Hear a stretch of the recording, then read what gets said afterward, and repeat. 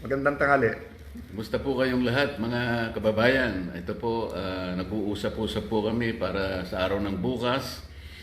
Ang gusto lamang namin ay ang inyong total support.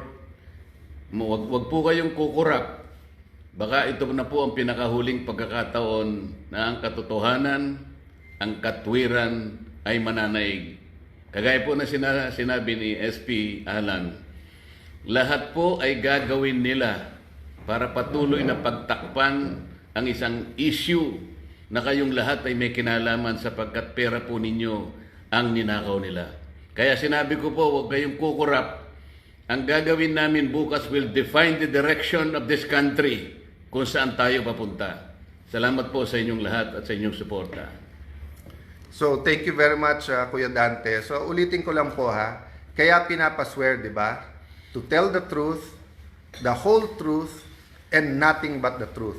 Kasi may half-truth, may tinatago na truth, mayroon pong lies, no?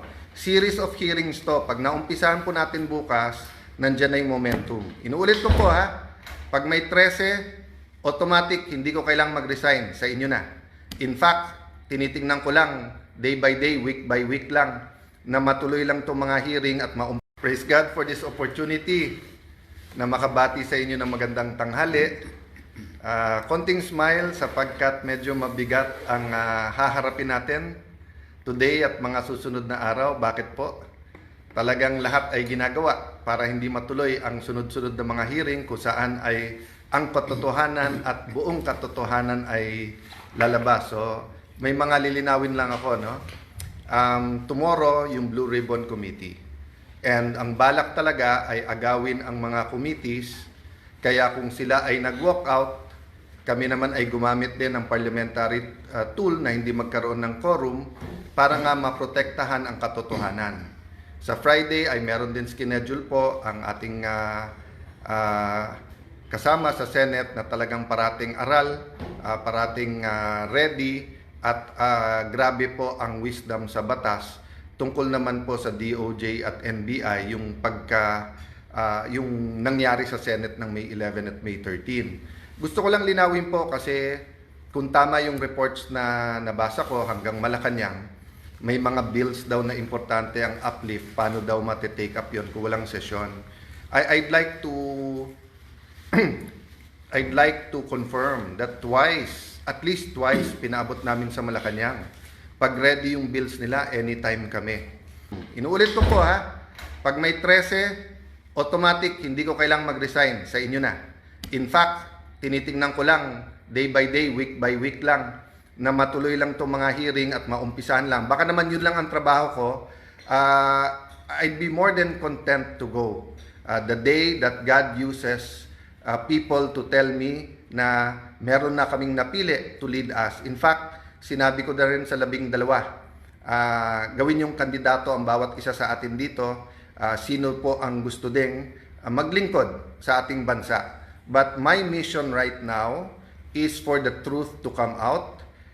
Again, hats off kay Senator Jinggoy Estrada. Napakatagal ko na po siyang kilala. We have our run-ins. In fact, may mga ibang nagpo-post ng aming mga disagreements in the past.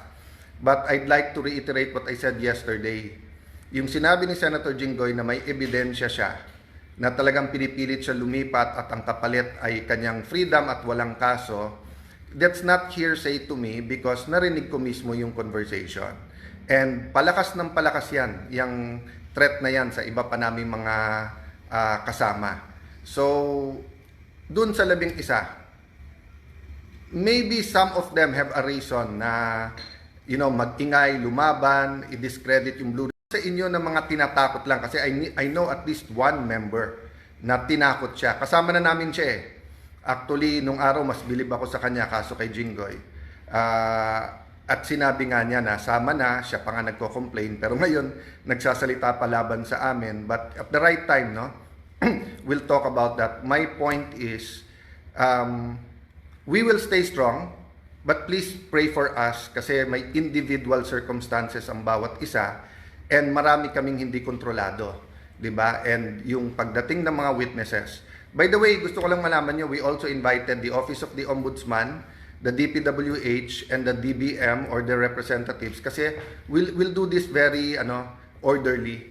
We'll find out nasaan na ba investigasyon nila, ilan na ba talaga ang ghost at hindi, magkano ba talaga ang involved dito. So ang daming impormasyon na kailangan maging malinaw sa atin lahat. So magandang tanghali po. Please pray for our meetings today. And ulitin ko po we're not praying that God be on our side. We're praying that we be on God's side. And to listen and to hear the prayer, dapat may basis. And the basis is God's Word. And of course, the basis is yung tamang counsel na dun lang tayo sa tama. Hindi pwedeng kasilungan. God bless you all. See you soon.